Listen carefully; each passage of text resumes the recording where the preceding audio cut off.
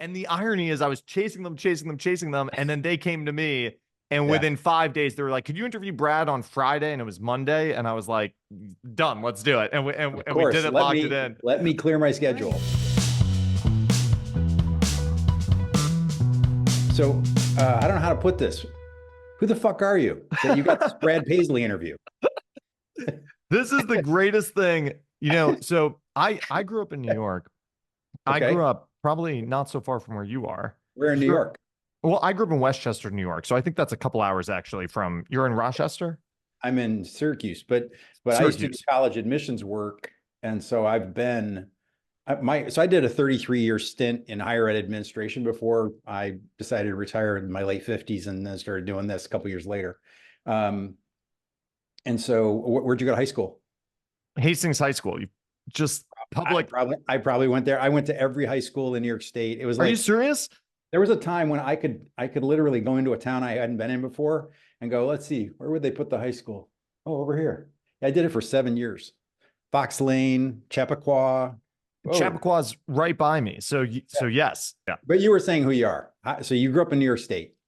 Yeah. So I grew up in New York State, grew up playing guitar. I actually had a guitar teacher in high school who really got me into country music and kind of telly playing, which was weird growing up in New York because nobody was into that. Yep. But went to school. I studied guitar performance at Berkeley and then moved to Nashville right after. And I worked in artist management because I was like, how the fuck am I going to make a living playing guitar? So I'll work in artist management around the music industry.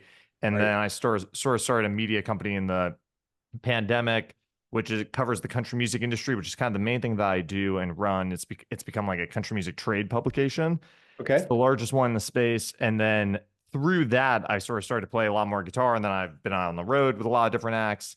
And then the Brad Paisley thing was crazy because I started a podcast too, and I started interviewing executives, and that became artists and guitar players and people that I was interested in as well. But the Brad thing was funny because I'd been chasing Brad Paisley to come onto my show for years because he's like my icon. He's my hero on the telly. Right. Because you got into him too from his instrumental album. You started listening to him, right? And you became a fan. It was, I've said it, and you probably, if you watch the back catalog, Brad Paisley's Play record was the thing that snapped me out of my jazz coma. Right. That record.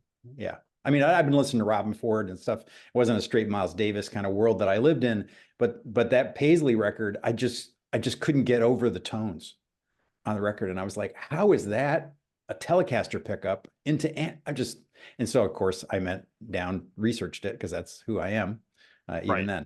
Yeah.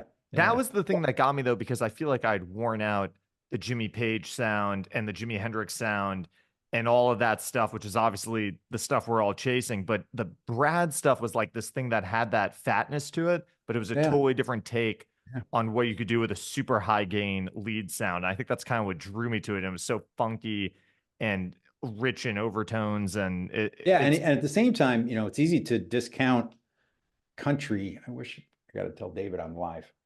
That it's easy to discount country, but the fact is he played in a high school jazz band, and you can hear it.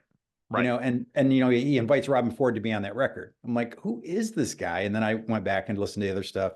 And I would actually always I grew up playing acoustic guitar, of course, like everybody, and actually, that's the only live playing I do now is I have a monthly acoustic jam that I go to. And so I'm kind of closer again to country and bluegrass like I was.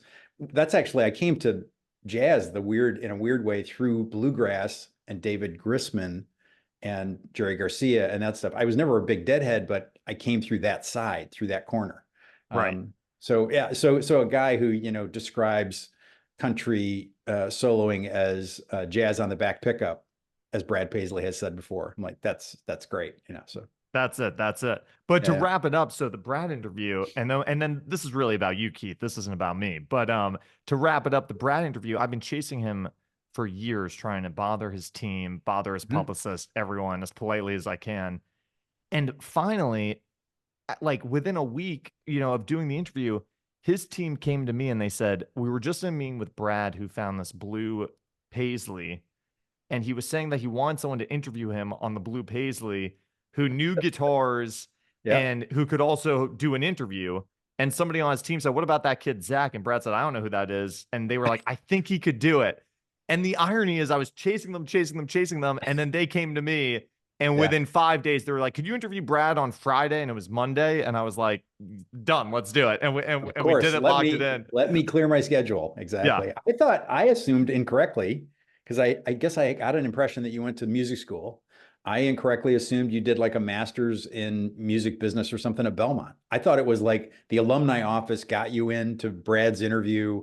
No, it was stick-to-itiveness on your part, which I like. I like that story better. I like that story too. Yeah. No, yeah, I wish somebody opened the door for me. Well, in a way they did, but I had to pound. The first person I emailed when I moved to town in 2018, because I've been here for almost 5 years or 6 years now, I guess.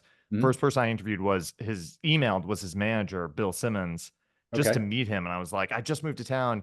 Can I meet you? Because I'm trying to meet people. And he met me in his office. Oh, it's very cool of him. Which was so nice of him. It was incredible. And in my head, I'm like, oh, I'm 2 steps away from Brad Paisley. I'm going to interview him. And it took 5 years. It'll be next year. It'll be next week. We'll get that done. It'll be next week again. And it took 5 years. So anyway, I don't know what the moral of the story is, but